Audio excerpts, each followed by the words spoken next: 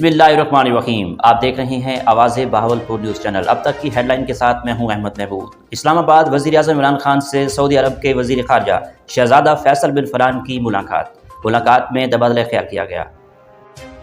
जनूबी अफ्रीका के साथ ताल्लुकात को अहमियत देते हैं, आर्मी चीफ का बयान।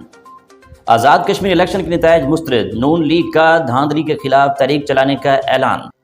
अब नजर डालते हैं जिला लोधरा की जानिब, आस्ताना आलिया गौसिया महरिया महराबाद शरीफ।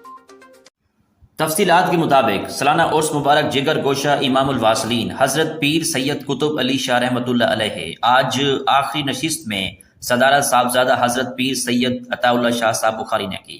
खिताब पीर सैयद कासिम अली शाह बुखारी और कारी खुदा बख्श महरवी ने किया। महफिल समा हुई जिसके फ़राइज़ अब्दुल रहमान कवाल ने सरंजाम दिए और नात साहबजादा सैयद ताहिर इमाम ने पढ़ी। उर्स के इंतजामात साहबजादा पीर सैयद सादुद्दीन बुखारी ने सरंजाम दिए।